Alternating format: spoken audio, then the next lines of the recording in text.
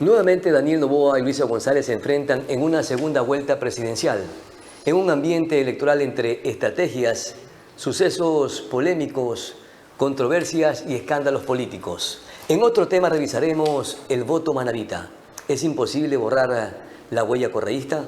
Soy Pedro Clotario Cedeño. Bienvenidas, bienvenidos.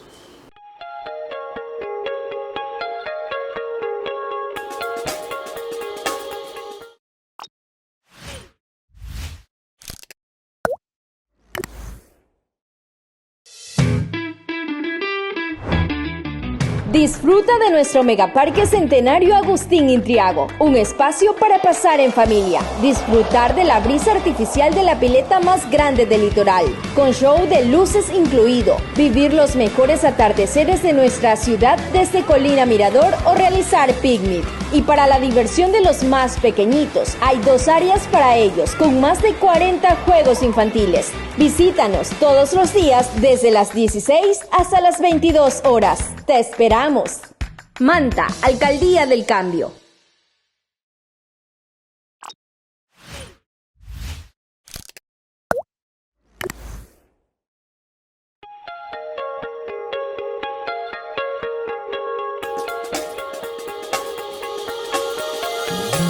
Saludos cordiales a todos quienes en estos precisos momentos se conectan a través de las diferentes plataformas en las que se transmite el programa Sobre el Tapete. En Vito TV nos siguen por la señal de Extreme TV Cable.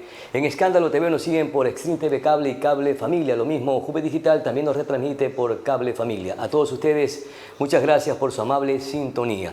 Nos acompaña también y saludamos a nuestra directa invitada, Alondra Enríquez. Ella es consultora político digital, a quien le damos la cordial bienvenida. Alondra, estamos a menos de un mes en que se desarrolle la segunda vuelta presidencial entre Daniel Noboa y Luisa González. En una primera vuelta se mantuvo un empate técnico. ¿Cuáles son los indicadores que usted puede observar, sobre todo en redes sociales, que es su fuerte, para ir viendo cómo se están moviendo los candidatos con miras a esta segunda vuelta presidencial? Bienvenida, Alondra. Qué gusto, para mí un placer compartir con todos ustedes nuevamente. Y bueno, antes de iniciar quisiera que podamos evaluar en 2 temporalidades importantes. La primera del 9 de febrero al 25 de febrero y la segunda del 26 de febrero al 17 de marzo, es decir, hasta el día de hoy, con la finalidad de evaluar algunas de las estrategias que los candidatos han trabajado y han logrado posicionar en los últimos días. Ahora, en esta primera tanda, desde el 9 de febrero al 25 de febrero, la candidatura que más pudo capitalizar el impacto postelectoral fue la de Luisa González, con un discurso de unidad, con un discurso de integración. De alguna forma el resultado termina siendo importante para la Revolución Ciudadana, ya que superó el techo tradicional entre el 35 y el 33% que habitualmente suele tener en una contienda de primera vuelta. Pero no bastando con eso, este voto que creció entre 7 y 8%, que fue lo que finalmente obtuvo de resultado, más su voto tradicional, no es un voto ideológico de la Revolución Ciudadana. Es un voto de las izquierdas que permean entre distintos matices y apostaron por una candidatura que pueda competir con Daniel Noboa para la segunda vuelta. Y además, uno de los hitos más importantes es que logra desarticular a 14 binomios que no pudieron consolidar un electorado que hubiera sido representativo, ¿no? Y la gran sorpresa finalmente no es Leonidas Issa, la gran sorpresa son los nulos, los ausentes y los blancos que logran el tercer lugar de este balotaje de primera vuelta. Y eso la candidata de la Revolución Ciudadana pudo aprovecharlo significativamente en el discurso. Ahora, el presidente Daniel Noboa fue más mesurado, un poco más tinoso, yo diría que muy estratégico, además, tras este proceso de reflexión. Los resultados finalmente no dieron una primera vuelta, pero hay una explicación muy sociológica de lo que sucedió. Hasta exactamente el 27 de enero, el presidente tenía uno de los liderazgos más importantes, no solo en redes sociales, sino en todas las encuestas. ¿Qué es lo que pasa desde el 27 de enero en adelante? Una serie de sucesos que llevan a la reflexión de los usuarios de meditar su voto. Usted recordará el incidente en Santa Elena, por ejemplo, donde una niña de 3 años aparece gateando a 1 kilómetro del asesinato de su madre. O incluso el 8 de febrero, la masacre en Durán de una familia completa en tipo sicariato. Mueren padre, madre y una niña. Esta publicidad negativa termina por afectar al resultado del 9 de febrero y el presidente guarda con mucha mesura sus declaraciones y no aprovechó el resultado, porque finalmente hay un resultado importantísimo para ADN. El primero es que logra una mayoría rotunda, significativa, en comparación también con la que obtuvo la Revolución Ciudadana, y logra dejar desterrados a partidos históricamente representativos como el Partido Social Cristiano, el mismo Pachacutic, entre otros, la Izquierda Democrática, por ejemplo, y logra posicionar a un partido relativamente nuevo como ADN como la segunda fuerza y política más importante del país. El segundo hito que no se aprovechó es que finalmente, así sea con una diferencia de 17,000 votos y un margen relativamente pequeño, logra ganarle a la Revolución Ciudadana por segunda vez. Logra posicionarse en el 2023 con la ganancia de la presidencial, pero ahora en primera vuelta también logra una significativa ventaja por encima de Luisa González. Esa es la primera etapa que usted menciona, que es del 9 de febrero al 25 de febrero. Pero correcto. La dinámica electoral siempre estará en el escenario del electorado. ¿Cómo mira entonces esta segunda etapa del 26 de febrero al 17 de marzo? ¿Cuáles son los indicadores y los movimientos de ambos candidatos presidenciales que están en esta segunda vuelta precisamente? Este discurso, que de alguna forma se capitaliza desde el triunfalismo de Luisa González, empieza a tener matices bastante contradictorios y empiezan a cometer errores comunicacionales significativos. Por ejemplo, llevan a la candidata a una visita protocolaria al Uruguay a propósito del cambio de mando en este país, y hasta ese momento la visita con Pepe Mujica es uno de los elementos y símbolos más importantes. Es el símbolo de la izquierda latinoamericana actualmente, y ese era un contenido que se explotó inteligentemente, pero posterior a eso hacen que la candidata entre en una agenda de gobierno innecesaria y empieza a elevarse la crítica hacia Luisa González, precisamente porque sin haber ganado el 13 de abril la segunda vuelta en Ecuador, cualquier tipo de negociación o conversación sería infructuosa, y los usuarios empiezan a cuestionar ese rol, digamos, que se autoproclama la candidata, asumiendo que ella será la presidenta. El segundo momento que ha complejizado la dinámica comunicacional de Luisa González fue el pasado 7 de marzo, donde innecesariamente entra a discutir sobre este tema de la niñez trans.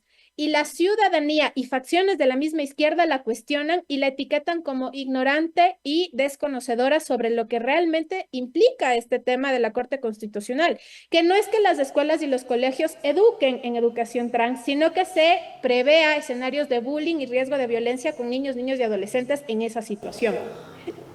¿Ha logrado? Ya. Perfecto. Eso en el marco del perfil o de la figura de la candidata presidencial de la Revolución Ciudadana. ¿Y cuáles son los errores que usted visualiza del candidato presidente Daniel Noboa o las fortalezas que él está logrando hasta este momento? En el caso del presidente Daniel Noboa ha sido mucho más táctico y estratégico, primero en no sobredimensionar también su posición electoral, es decir, ya el discurso triunfalista no está presente en esta segunda etapa. Le dio un giro significativo a su comunicación desde el 27 de febrero y su primer matiz de comunicación es la gestión.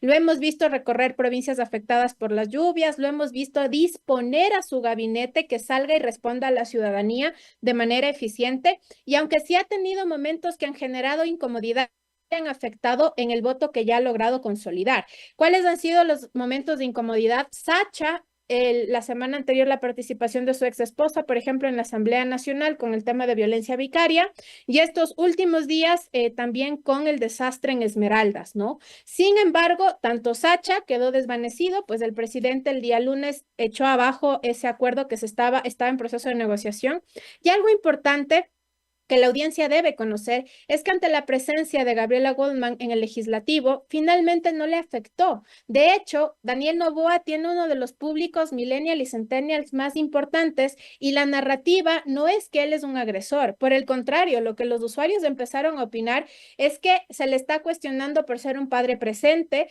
porque él quiere ver a su hija, porque quiere un régimen de visitas justo, y de alguna forma la crítica ha venido más a su exesposa que a él mismo. Tanto es así que ha logrado instaurar en el discurso nacional uno de los elementos que todavía en la legislatura y en el sistema judicial no se da paso, que es esto de la tenencia compartida y la coparentalidad.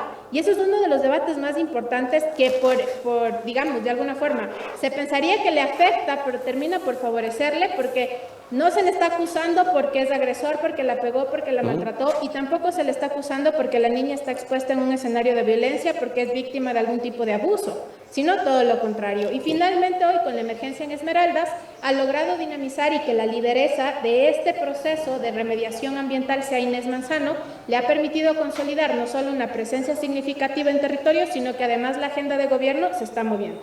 Ya, perfecto. Analicemos algunos temas que han sido considerados como sucesos polémicos o escándalos políticos en estos últimos días o en estas últimas semanas, mi querida Alondra. Por ejemplo, la decisión de que se haya revertido la delegación del campo Sacha en un pronunciamiento con el presidente de la República que quería, en efecto, entregar este campo petrolero a transnacionales o a unas empresas que estaban en consorcio y que definitivamente no se pudo lograr por varios aspectos, entre ellos que no se lograron los propósitos que tenía previsto el presidente de la República. ¿Eso cuánto le juega en contra electoralmente a Daniel Noboa? El efecto del caso Sacha es el efecto del caso Olón. Usted recordará que en el caso Olón hubo una gran discusión, incluso en ese momento los comuneros de esa zona elevaron y se movilizaron de manera rotunda para evitar precisamente que se levantara un proyecto habitacional. ¿Y qué es lo que pasa? Que Daniel Noboa sabe escuchar a la gente y revee sus decisiones. Lejos de afectarle, de hecho permite una comparación con las decisiones del correísmo en su momento, que muy pocas veces eran corregidas o revertidas. Si ya había una decisión de hecho desde el gobierno del presidente Rafael Correa, pues se ejecutaba. No había manera de corregir en medio de cualquier tipo de inconformidad social. Y ahí está, por ejemplo, las concesiones mineras, las concesiones petroleras de esa época.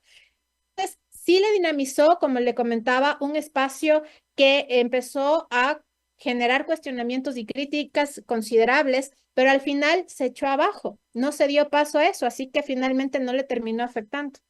O sea, en lo absoluto electoralmente le termina afectando, aunque la decisión de retirar precisamente este proceso de delegación no es porque precisamente el gobierno nacional lo quiso, sino que la circunstancia fue la que dieron para que no se lograra la delegación de Campo Sacha. Es un buen ejemplo de cómo la organización y la movilización colectiva logra resultados, porque eso es lo que se espera, que el Estado pueda escuchar a través de las organizaciones y colectivos sociales cuando las decisiones van a perjudicar a largo plazo a un país. Y es lo que, por eso yo decía, es el efecto Olón, lo que terminó sucediendo. Si bien es cierto, la intención del presidente pudo ser otra, finalmente una campaña sistemática con actores muy bien enfocados en el tema permitió que se revea y que no se tome una decisión que pudiera haber vulnerado a uno de los elementos más importantes del Estado ecuatoriano, ¿no? Que es el campo Sacha. Por eso es que sí golpea su candidatura, pero no le afecta. En redes sociales lo que está pasando es que los dos candidatos están igual que el 9 de febrero. No hemos detectado un crecimiento de 6, 8 puntos, 10 puntos de una u otra candidatura. Por el contrario, hay momentos, por eso yo mencionaba la temporalidad. En esta primera temporalidad, Luisa González tuvo una ligera ventaja, que es del 2 al 3%, y en esta segunda etapa, Daniel Noboa logra estar en un empate relativamente técnico con ella, y hay días donde crece y decrece. Por ejemplo, su último anuncio del indulto le permitió crecer por encima de Luisa González alrededor de 2 puntos. No sé si mi percepción no sea la adecuada, Alondra, pero ambos candidatos se están manejando con cautela. Lo que sí se ven son movimientos de episodios y de estos sucesos políticos de los que estamos hablando. ¿Por qué han adoptado esta postura ambos candidatos presidenciales de ser bastante tinosos? La meta ahorita es mantenerse y no bajar. O sea, no cometer un error que sería garrafal para cualquiera de los dos. Correcto, porque además ya queda claro que las únicas opciones en esta segunda vuelta son o bien Luisa González o bien Daniel Noboa, pero también pueden ser los nulos. De hecho, lo que hemos detectado es un importante peso en la discusión de nulos y de gente que realmente no quiere participar el 13 de abril en las elecciones, porque está desgastada, porque además esta campaña de segunda vuelta no tiene contenidos disruptivos, novedosos. Si usted me dice, Alondra, cíteme una publicación que resalte la campaña de un otro candidato, no la hay. Hace pocos días el presidente lanzó un video con matices grises y contando una historia, levantando la bandera púrpura de ADN. pero que estuvo bien, pero no logró calar, no se viralizó, no es que la gente el otro día estaba conversando. Los dos candidatos están apostando a la misma estrategia, llegar estables sin perder nada al debate, y ese post-debate será el que dirimirá esta elección, ya sea en crecimiento de uno u otro o en el tema de los nulos. Ambos candidatos entonces están siendo cautos, pero ¿qué espera el elector de ambos candidatos? Lo que nosotros hemos registrado es que hay una preocupación que no logra ser atendida por los candidatos, y esa preocupación sigue siendo la seguridad. Luisa González se ha enfocado mucho más en la crítica al Plan Fénix que en posicionar su propuesta o su visión de país en temas de seguridad. Es decir, está constantemente reviviendo a un fantasma desde la crítica, pero no logra generarle una ilusión diferente al electorado, desde su propia capacidad de agencia. Además, hay un grave problema ahí, y es que la figura de Rafael Correa sigue sistemáticamente golpeándola, aunque ella sea muy cautelosa y muy mesurada en sus intervenciones. Del lado del presidente Daniel Noboa, sobre la evidencia de revivir el Plan Fénix, notamos un cambio en el discurso. Las últimas intervenciones han sido: el Plan Fénix no va a revertir el tema de la criminalidad en cuestión de meses, eso tomará años. Así que ha dejado en evidencia que también no es suficiente el Plan Fénix, y que tiene y debe estar en la capacidad de corregir y mejorar todo lo que se ha ejecutado. Y eso entonces le ayuda a justificar este combate a las mafias delincuenciales al mismo presidente Daniel Noboa, que está en funciones. Ahora, ¿cómo toma el electorado, el pueblo ecuatoriano, la decisión del presidente Daniel Noboa de lograr este acuerdo con esta empresa privada norteamericana para que sus fuerzas especiales, entre comillas, mercenarios, participen junto a las Fuerzas Armadas y Policía Nacional y refuercen el combate a las mafias delincuenciales? ¿Ven positivo o negativo este acercamiento con esta empresa privada norteamericana? La ciudadanía, lo que sabe que estamos nosotros evaluando, y creo que es importante que la clase política hoy reflexione, es que la ciudadanía quiere ya más acciones de hecho. Es decir, el discurso de los derechos humanos y el discurso que está intentando posicionar la Revolución Ciudadana, que es rescatar desde la raíz social a niños, niñas y adolescentes que se vinculan al crimen organizado, es decir, desde la política pública, rever todo lo que hoy implica el narcotráfico en el Ecuador. Lo que sucede es que hoy la ciudadanía no espera eso. ¿Qué quiere? Realmente una política radical, totalmente vertical, igual que la de Nayib Bukele en El Salvador. Es decir, los terroristas, los narcotraficantes y quienes se dedican al estado de fortalecimiento de la criminalidad, que paguen cárcel y que paguen con su vida. Es decir, estamos en un espacio de sangre por sangre.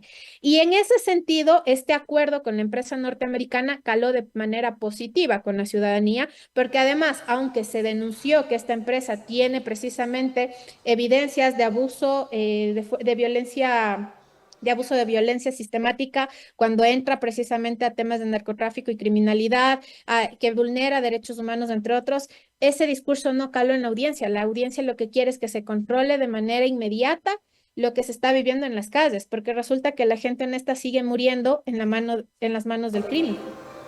Y ahora, estos acercamientos que está haciendo el presidente Daniel Noboa, ¿no son decisiones electorales, o cree que se vayan a concretar antes de que se desarrollen las elecciones presidenciales? Creo que mide muy bien el timing de las circunstancias. Son acuerdos necesarios y que terminarán por favorecer, más que a la candidatura del presidente Daniel Noboa, a la coyuntura electoral. De alguna forma, estos acuerdos terminan siendo un beneficio paulatino para una dinámica de gobierno. Algo que los dos candidatos no dicen abiertamente o no son sinceros y francos es precisamente qué van a hacer con el tema del narcotráfico y el crimen organizado, porque ya no somos nomás un país de paso, ya no somos nomás un país donde pasa la droga sin ningún tipo de procesamiento interno, todo lo contrario. Ya es más, aquí tenemos a varios de los carteles más importantes de América Latina: el Tren de Aragua, está Jalisco Nueva Generación. La mayoría de los carteles de América Latina hoy tienen células en el Ecuador. Y por eso es tan importante que estos acuerdos, a más de la publicidad digital o la publicidad comunicacional, sean totalmente transparentes y que se pueda conocer a ciencia cierta cuál es la visión de seguridad de la una candidatura como de la otra. El presidente de la República denunció en la primera vuelta, al obtener los resultados electorales, que existían un gran número de ecuatorianos que estaban siendo extorsionados al momento de ejercer el voto presidencial o esta facultad democrática que tiene todo ciudadano ecuatoriano. El Consejo Nacional Electoral, en efecto, resolvió prohibir el uso de celulares al momento de acercarse el ciudadano al miombo para ejercer el voto precisamente que le permite decidir por A o B candidato presidencial. Esto el pueblo ecuatoriano lo toma de acuerdo un poco a la percepción que se genera en esta aldea digital o en este ecosistema digital. ¿Cómo lo ha tomado el ciudadano, el navegante en estas redes sociales? ¿De manera positiva o todo lo contrario? Lo que hemos percibido es una posición más neutra. Ni le afecta ni le beneficia el hecho que no le permitan grabar o tomar una foto a su voto. Es decir, es indiferente. Sí, le es indiferente. No es que le genere una preocupación. El discurso de cuestionamiento viene más del círculo rojo. Políticos, periodistas, agentes de opinión, son ellos los que han evidenciado su inconformidad y malestar, pero también ha habido gente que está de acuerdo. La ciudadanía sabe que además esta es una medida desde siempre. Si usted recuerda las elecciones desde el 96 hasta el 2015, pues era inadmisible que uno entre al biombo con el celular, no le permitían eso. Ahí atrás estaba un militar y le decía, por favor, el teléfono, guárdelo. Claro. Pero de ahí que se pueda hacer un control ¿De qué nos sirve el electoral? teléfono para ir a votar? Lo que necesitamos es una pluma y votar por A o B candidato, el resto pare de contar. Ahora, ¿en qué incide o influyen las expresiones, los comentarios de los medios, de los periodistas, de los influencers entre una y otra postura? Honestamente, en las estructuras que son ideológicamente orgánicas, es decir, por ejemplo, la ciudadanía que tiene afinidad con la Revolución Ciudadana, seguramente levantará un acto de rebeldía, de que irán con su teléfono. Lo que no entiende la clase política y sus máximos líderes es que hay una multa significativa que el partido no va a ayudar a pagar, que la ciudadanía tendrá que asumir sola desde un punto más doctrinario. Porque el partido dice, porque es parte de, pero no es un acto reflexivo, porque en realidad, como usted bien acaba de decir, el tema del voto es un tema que ha pasado infinitamente desapercibido por la inmensa mayoría. De hecho, una de las debilidades del discurso que ha dado el presidente Daniel Noboa es no poner en evidencia que eso sea verdad. Es decir, chats, prints de pantalla, que haya la constancia de que en verdad la ciudadanía fue blanco precisamente de este tipo de actos de extorsión. Pero es una medida que ya dio paso el CNE y que la ciudadanía sabe que tendrá que ir, no tener su teléfono, votar tranquilamente y listo. Y el otro discurso más partidista posiblemente generará una suerte de desmanes innecesarios en medio de una segunda vuelta tan ajustada, y lo que la gente hoy sí clama es tener un modelo de gobierno claro y que empiece ya la generación de empleo y el país pueda empezar un proceso productivo que permita una estabilidad inmediata. Alondra, dejé como último tema polémico los chats que se han revelado y que siguen un proceso de investigación en la Fiscalía General del Estado de los denominados Liga Azul o ex consejeros del Consejo de Participación Ciudadana, que hoy están develando ciertas situaciones o entramados de redes conspirativas dentro de la Revolución Ciudadana. Y esto es como la cerecita del pastel, un poco para analizar estos sucesos polémicos y controversiales.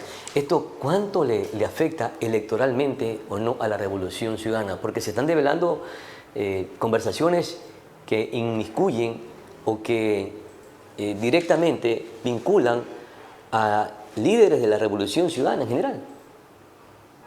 Ese era uno de los últimos temas que yo también iba a mencionar en esta segunda parte, que le puede costar a Luisa González crecer en voto. Es decir, ella ya tiene consolidado un voto que definitivamente será posiblemente el reflejo de esta segunda vuelta. Es decir, la gente que ya votó por ella en primera lo volverá a hacer en el mismo número, en el mismo margen, en segunda. Alondra, me permite ahí, usted dice, ¿le puede costar crecer a la candidata Luisa González? O le pregunto, ¿le puede costar la presidencia de la República? Correcto. Sí, ese es un tema muy sensible porque además recordemos que el proceso de meritocracia fue un proceso que instauró el correísmo a partir de perfiles que tenían que cumplir con cierto tipo mínimo de estándares y que eran beneficiados de poder conseguir un espacio laboral en el sector público. Y resulta que los chats hoy develados de Augusto Verduga y de la Liga Azul evidencian que mientras seas militante, más allá de que tengas o no tengas el perfil, se podía conseguir el cargo que quieras en cualquier institución. Tanto es así que a dos personas cercanas a él solicita a Paola Pavón un espacio laboral porque han sido buena gente con él. Ese no es un argumento válido para poder posicionar a una persona en un cargo o en una posición de trabajo, y menos cuando hoy el desempleo es una de las principales preocupaciones, cuando hoy los jóvenes con título de tercer y cuarto nivel están expuestos a ganar $700. Ese tipo de temas que se han expuesto en los chats, además del peculado, la corrupción y demás, sin duda alguna es un tema donde la RC tendrá que pensar muy bien la respuesta, porque será además, yo creo, el plato principal del debate de este domingo. No sé cómo calificar que una estructura o una organización política utilice estos alias como una especie de una estructura que no está dentro de las normas legales que rigen a nuestro país. Inclusive se utilizan estos alias y que también están comprometiendo al expresidente de la República, Rafael Correa. ¿Usted cree, Alondra, que los ecuatorianos repudian este tipo de cosas? Lo que tenemos a pocos días tras la publicación y filtración de estos chats, recordemos que apenas son 3 días de este suceso, es que la gente está en un espacio de información. Ha criticado rotundamente, pero no ha direccionado su crítica a Luisa González, porque recordemos que hay una responsabilidad implícita del actor primario, que es Augusto Verduga, pero que además recordemos que Augusto Verduga no es que le conoce todo el Ecuador. Es un actor con poco margen de conocimiento en exposición digital, por tanto, termina siendo él el responsable y quien recibe la afectación directa de esos chats. Todavía no afecta la candidatura de Luisa González, pero sin duda alguna tendrá que ser muy clara en la postura que va a presentar frente a un caso que es por demás reprochable y que será necesario darle respuestas al país. Dependiendo también de lo que se vaya develando en el transcurso de los próximos días, porque pueden haber también conexiones comprometedoras, inclusive hasta con los líderes de la agrupación o de la Revolución Ciudadana. Allí sí entonces afectaría considerablemente los intereses electorales de la Revolución Ciudadana, Alondra, si es que se logra evidenciar esas conexiones sospechosas, raras, desestabilizadoras. ¿Sabe qué? Yo creo que las dos candidaturas van a tener que ser muy cautas porque se enfrentan a dos escenarios muy complejos. Por un lado, la reputación del partido desde Luisa González, y por el otro, el vertiginoso aumento de la inseguridad y los asesinatos por parte del narcotráfico, la de Daniel Noboa, porque ya demostraron que tienen una capacidad de generar caos impresionante los GDOs a días de una elección, y que eso sí genera temor e inconformidad. Esos son, digamos, los dos gigantes a los que se enfrentarán las candidaturas, y tendrán que ser muy proactivos en ver cómo se sostienen. En el caso de la Revolución Ciudadana, definitivamente de esos chats saldrán más cosas, y ahí vendrá también una necesaria postura de Luisa González de incluso distanciarse de ciertos actores que posiblemente estén bastante sucios a partir de negociaciones poco éticas que pueden estar en esos chats. Claro, y mire usted como ahorita asambleístas o actores políticos referenciales de la Revolución Ciudadana que están ahorita en estos momentos hablando de que se deben de analizar el tema de la dolarización. Inclusive hacían como referencia la especie de ecuadólares que se deben implementar, un poco dice, tratando de ver la realidad de nuestro país. Esto sí sería rotundo, o sea, tendría un rechazo rotundo de los ecuatorianos si es que se pretende por parte de esta tienda política seguir con estas narrativas de desdolarizar el país.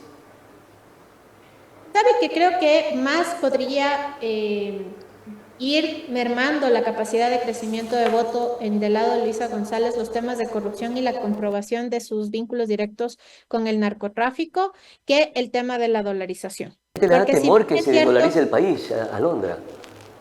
¿O Pero no? entre los temas que pudieran afectar más a su candidatura, pesará más el uno que el otro, porque el tema de la dolarización, de alguna manera, sí genera preocupación porque hay este fantasma de Venezuela. Claro. Sin embargo, también genera un poco de temor la posición político-económico de Donald Trump, que no hay garantía tampoco de ser beneficiarios de su modelo de gobierno si Claro. aún mantenemos su moneda, porque también hay otro tipo de riesgos. Como una salida de Entonces, escape, una nueva moneda, entonces. Finalmente, porque ya estoy con el tiempo, Alondra, ¿cuán crucial será el debate presidencial? Nuevamente se enfrentan en este debate Luisa González y Daniel Noboa. definitivamente este será el espacio de decidir el voto de los ecuatorianos. Pero más que el debate, porque ya ha quedado de sobre evidenciado que la gente no se queda 2, 3 horas escuchando, sino que ve los primeros minutos y de ahí se informa por redes sociales. Claro, Así que es la las redes cola que sociales deja el debate. serán el hito del debate, será el post-debate lo que realmente marque quién logró posicionarse. Espero sinceramente que las dos candidaturas no vayan con una visión plana de mantenerse, porque esa visión plana lo que va a hacer es hacer crecer más a los nulos que fortalecer a una u otra candidatura. Deben arriesgar entonces en el debate ambos candidatos. Por supuesto, este es el momento de ascensor, es decir, tienen pocos minutos para convencer y crecer en votos y tiene que ser contundente. Además que se enfrentan dos visiones de país distintas.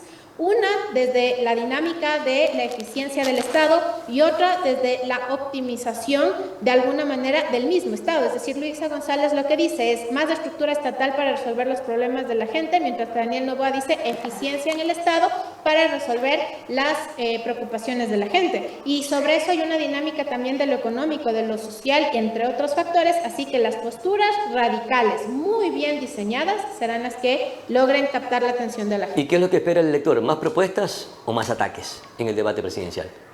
Definitivamente espera más propuestas, pero también una confrontación directa a la gestión tanto del uno como del otro, es decir, una crítica que pueda ser sustentada en estadísticas, no en improperios personales, no en acusaciones de índole personal o individual, sino desde las visiones de país que ambos han tenido las experiencias, qué es lo que se debe corregir, qué es lo que se debe mejorar y cuál es el Ecuador que ellos aspiran dejar de aquí a 4 años.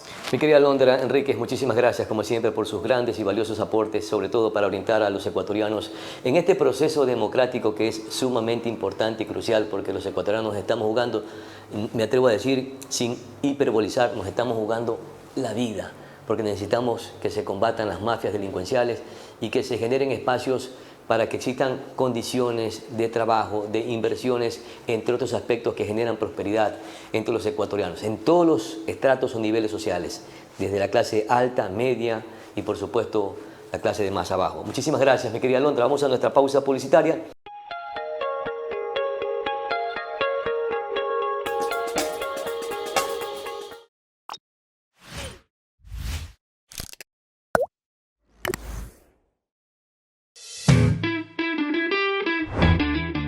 Disfruta de nuestro Megaparque Centenario Agustín Intriago, un espacio para pasar en familia, disfrutar de la brisa artificial de la pileta más grande del litoral, con show de luces incluido, vivir los mejores atardeceres de nuestra ciudad desde Colina Mirador o realizar picnic. Y para la diversión de los más pequeñitos, hay 2 áreas para ellos, con más de 40 juegos infantiles. Visítanos todos los días desde las 16 hasta las 22 horas. ¡Te esperamos!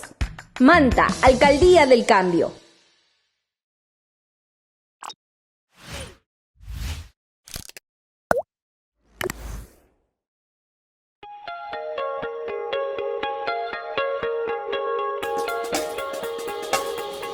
Estamos de vuelta, gracias por seguir en compañía del programa Sobre el Tapete. Ahora nos acompaña Bosco Vera, él es o fue concejal del Cantón Manta por la Revolución Ciudadana en su momento.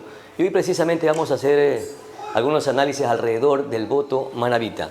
Y es que antes de plantearle la pregunta, que forma parte del tema central de esta conversación, de esta plática, mi querido Bosco, a quien lo saludo de manera cordial y fraterna, y le damos el agradecimiento respectivo por conversar con nosotros. Le refiero que en la primera vuelta presidencial, los candidatos Luisa González y Daniel Noboa obtuvieron el siguiente resultado en la provincia de Manabí. González, por ejemplo, obtuvo el 63.7%, ya resultados oficiales, registrados por el Consejo Nacional Electoral, mientras que Daniel Noboa alcanzó el 30.17%.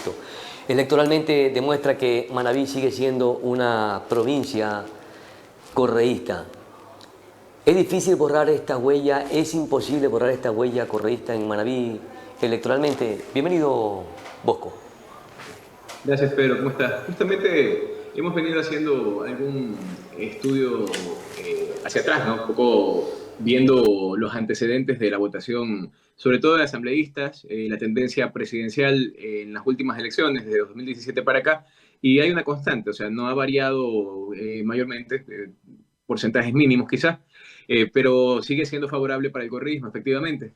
Yo creo que no es un tema escrito en piedra, podría variar, pero para ello requeriría también un gobierno que de algún modo genere una expectativa positiva, ¿no? O sea, llegue a suplir algunas necesidades que quizá hay una percepción positiva en el gobierno representado por Correa en su momento y que pues se mantiene hasta el día de hoy contrastado con los siguientes espacios de gobierno, como lo fueron Lenín Moreno, Guillermo Lasso y actualmente Noboa. Entonces yo creo que no es que está escrito en piedra, podría variar, pero siempre y cuando exista una gestión que se pueda valorar de forma positiva y contrastar la gestión de su momento, ¿sabes?, del correísmo. Es decir, que más depende de los factores del actual gobierno y candidato presidente que los mismos elementos o factores que han determinado para que la provincia de Manabí sea mayormente correísta. Bosco. Es que podríamos hablar de algunos factores, ¿no? Por ejemplo, para manavitas que son más críticos hacia el correísmo, es válido el poder cuestionar hasta qué punto existen macroproyectos o obras relevantes que uno puede decir, bueno, esto de aquí me dejó el correísmo y por eso se mantiene la votación, versus la fidelidad, digamos, del votante hacia algo que ellos no perciben. Mientras que, por ejemplo, para el votante que sí está a favor de Correa, pues van a haber una serie de tangibles e intangibles, sobre todo servicios públicos y bienestar percibido, que siguen siendo contrastables, como decía, con los gobiernos posteriores, ¿no? O sea, el simple sentido común, que creo que es una de las variables importantes que se han hecho ver en esta última elección, donde ya no debates necesariamente el contexto ideológico, sino el simple hecho de, bueno, en aquel momento tenía más dinero en el bolsillo, podía ir a comer sin que me vacunen, podía, no sé, tener cierta estabilidad, ahora no la tengo, ciertos servicios funcionaban, ahora no están.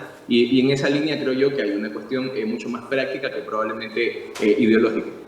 Ya mismo analizamos algunos factores que usted acaba de citar en estos momentos, pero quiero consultar si sigue influyendo en el electorado manabita, el líder de la Revolución Ciudadana, a pesar de que ya no está en el país. Efectivamente, es que yo creo que de todas maneras el correísmo como tal, alguien me preguntaba anoche en un en vivo que estábamos haciendo en TikTok, ¿por qué le llaman correísmo si eso fue un invento, no sé qué? Y ahí hay que entender un poco de dónde viene esa línea, ¿no? Cuando hay la ruptura con Alianza País en el 2017-18, ¿no? Posteriormente la consulta popular de febrero del 18. Digamos que Alianza País ya no existe en una línea leal a Correa, sino que se va con Lenín Moreno. El partido sigue existiendo, pero ya no es, digamos, afín. Entonces el correísmo lo denominan así a la facción disidente que no está con el gobierno de aquel momento. Y de ahí nace la denominación correísmo, la gente que seguía a Correa por fuera del partido orgánico que era Alianza País, que se quedó con Moreno, ¿no? Y de ahí ya se comienza a crear este imaginario. Y pues, lógicamente, dentro del correísmo estamos hablando que la figura central es Correa, ¿no? ¿Y cuánto ese correísmo irradia esa influencia en el electorado manabita? Bueno, hay estilos de liderazgo que los estudias dentro de la misma ciencia política, la comunicación política, etcétera, que creo terminan agradando al manabita, al costeño en general, ¿no? Te das cuenta que, por ejemplo, los estilos de liderazgo que tiene Guayaquil, por ejemplo, son liderazgos bastante fuertes, bastante hasta un punto autoritarios, muy sueltos de lengua muchas veces, ¿ya? Y no cabe en otro tipo de formas a veces, ¿no? Es complejo. Y quizá a Manabí, pues también, de algún modo, por su misma conformación social y su manera, le cala un liderazgo como el que tuvo en su momento Correa, pues aún sigue estando vigente, digamos así, ¿no? Si lo ves, se aterriza bastante en las formas que se han adoptado también en las últimas elecciones locales, ¿no? No necesariamente por candidatos del correísmo, pero sí por los candidatos que se asemejaron en su momento a las figuras como Correa, ¿no? Adoptando algunos ademanes del performance que la gente valoró pues, como un símil. Ya, perfecto. Entre lo que usted citó hace poco y lo que yo probablemente pueda incorporar, le voy a levantar o le voy a plantear la siguiente pregunta, Bosco. Entre, por ejemplo, la inversión pública desarrollada en Manabí por Correa en sus 10 años de gobierno, y a pesar de que ya dejó el poder hace 9 años, entre el puente de Bahía, y lo cito de manera independiente, en inversión en obra pública, porque ha sido considerada una de las obras más emblemáticas que se pudo construir, se ha podido construir en Manabí, inclusive hasta en el país. Los programas sociales que también se desarrollaron, que se generaron en toda la geografía manabita, entre ellos, por ejemplo, el bono de desarrollo humano que se implementó en todo el país, pero que también generó una importante reactivación económica en los estratos medios bajos en la provincia de Manabí. Y por otro lado, el liderazgo que impulsó Rafael Correa.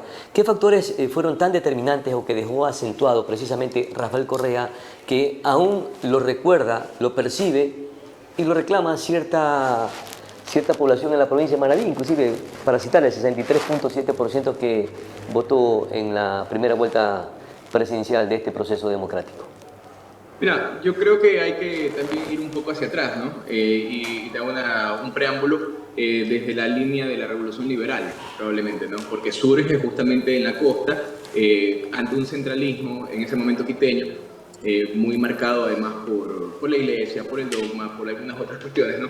Que pues surge acá con una consigna de marcar también una desconcentración quizá del poder y de las maneras, ¿no? El mismo hecho de plantear un Estado federalista que permitiera que cada provincia administrara su propio recurso y fueran estados que respondieran a un Estado central pero con ciertas autonomías, pues ya te da la idea de qué padece de pronto Manabí desde hace 100 años o más, ¿no? Que es justamente la falta de mirada del Ejecutivo Central hacia las provincias. Entonces, ahí hay una primera línea, ya que pues ya la vez después probablemente continúa, o había que de algún modo pues solicitar o caerle bien al alcalde, al presidente de momento, o ser de la línea del presidente para que de algún modo llegaran proyectos puntuales. Entonces yo creo que cuando surge el antes y el después del correísmo es precisamente porque ciertas cuestiones del Estado central se desconcentran, pasan también a territorio a tener un poco más de presencia en cuanto a, por ejemplo, servicios básicos como el que ya no tengas que hacer una fila de semanas con un tramitador para sacar una cédula, que el servicio público se vuelva un poco más digno, que el campesinado, sobre todo, que es un gran espectro, que en su momento pues, vivió marginación, al menos tenía un seguro, ¿no? Voluntario que pagabas con un monto mínimo, y con eso de ahí pues, ya tenías algo más de acceso a salud, medicinas, etcétera. Y creo que por ahí tienes una primera línea, ¿no? que claro, irradia de manera general desde el central hacia Manabí.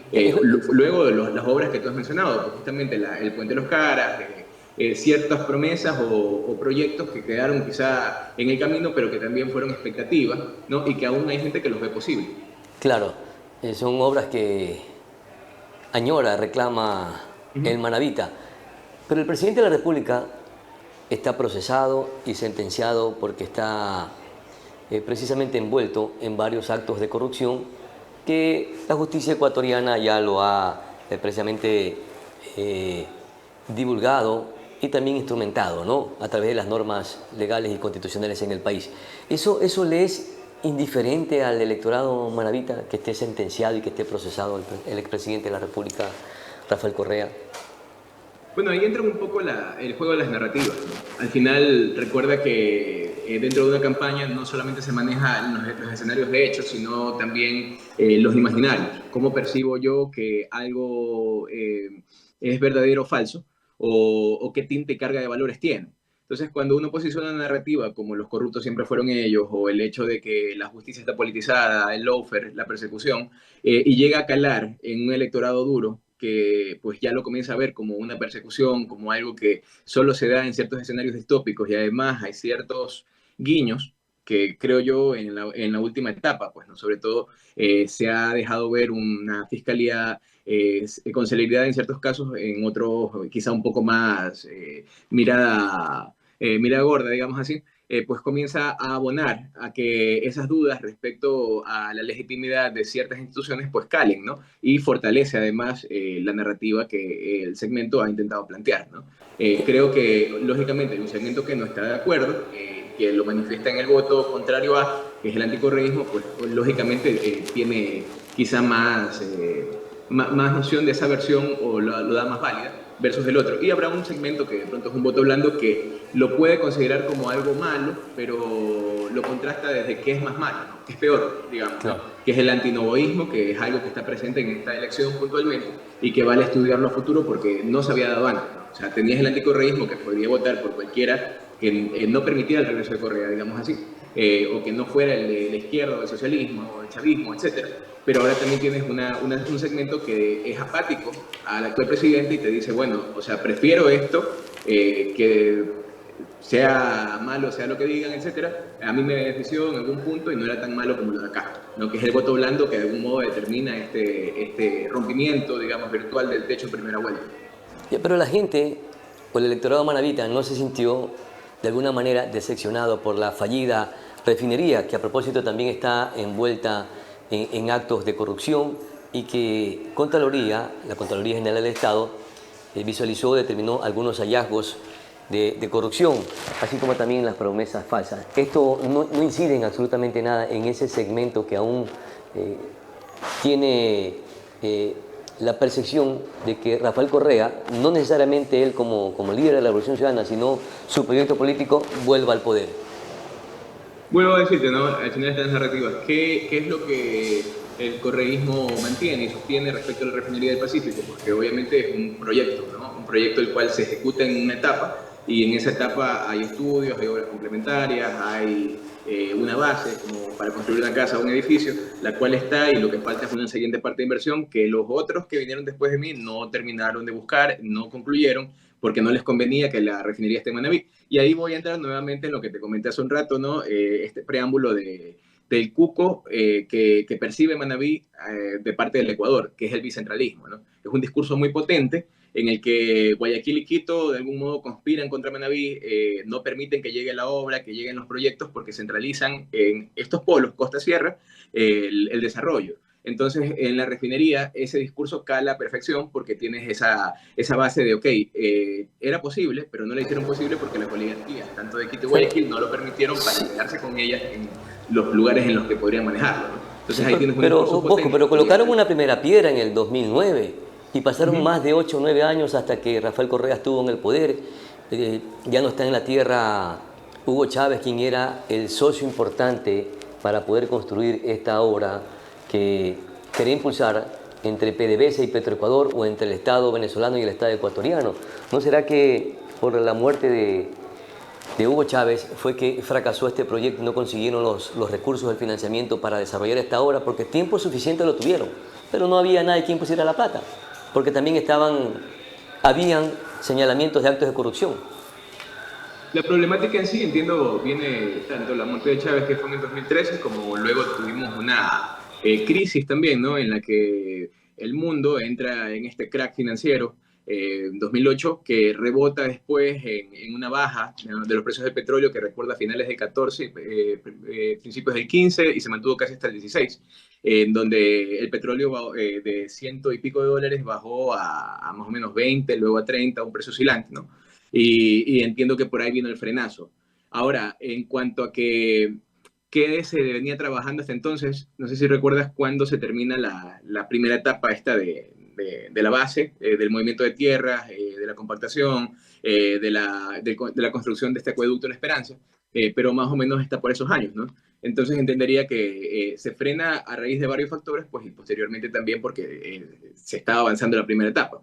Ya ahí, En esa primera etapa también hubo sobreprecios que también tienen actos de corrupción de acuerdo a la Contraloría General del Estado. Ahora, hay otra de las obras que también los manabitas esperaban que se construyeran, que es precisamente potenciar, modernizar el aeropuerto Eloy Alfaro de Manta, que no se le dio la prioridad como a otros aeropuertos en el país, inclusive se potenció el de Santa Rosa, que no era una zona que necesitaba un aeropuerto porque no ha sido rentable. Es más, ahí está sin tener esa proyección como aeropuerto internacional. y a Manta no se le prestó la atención. Tuvo que llegar el terremoto para que destruyera este bien y empezar un proceso de reconstrucción a partir de 2017. Hoy en estos momentos quizás estuviéramos hablando, Bosco, de haber delegado el aeropuerto a una operadora internacional y quizás tuviéramos un aeropuerto intercontinental. Este no es otra decepción de los manavitas, que no sé qué tanta factura le pueda pasar al correísmo, porque la votación en Manaví sigue siendo correcta. Recuerda que igual hay ciertas competencias a nivel de gobiernos que no necesariamente se conciben desde la ciudadanía en cuanto a quién le compete qué. Por ejemplo, el tema de las vías, ¿no? O sea, qué vía le compete al gobierno central, qué vía le compete a prefecturas y cuáles son responsabilidad de los GATS, ¿no? Asimismo, pues el tema de los sectores estratégicos y también pues los puertos y aeropuertos. Hay cierto deje ahí, sobre todo considerando que en los últimos años, recuerda tú que el tema del aeropuerto, el municipio de Manta lo venía pidiendo en cuanto al manejo de competencias, ¿no? Y operatividad, para poder también ser parte de la posible concesión con una empresa coreana, ¿no? Entonces, eso también te ahonda a ese relato de pensar que de pronto, bueno, no es tanto un tema de gobierno, sino es un tema nuestro. Ya, también en su momento lo manejó el municipio, luego Es verdad lo que usted menciona, pero si ¿no? dejamos pasar tanto tiempo para poder avanzar en estos procesos, que estuviéramos en otra fase para lograr estos acercamientos con operadoras internacionales. Ahora, en estos casi 2 años de gobierno de Daniel Noboa, ¿qué le ha dado a Manaví como para cerrar esa brecha que es bastante amplia en la provincia de Manaví a favor del correísmo? Mira, yo creo que en general el tema de Noboa pues, responde a varios factores y en general esta entrevista lo acoto, ¿no? La aporto más que como ex correísta desde la lógica de la consultoría política para que la entendamos en una neutralidad más que de pronto en una defensa de los postulados que podría tener el correísmo en cuanto a, por ejemplo, cuestionamientos y tal, que creo yo quienes están en la línea podrían hacerlo tranquilamente. Yo lo analizo desde la perspectiva técnica y te digo, para mí, por ejemplo, Noboa ha terminado arreglando la vía Espóndilos que estaba hecha leña, digamos así, en criollo desde hace algún tiempo.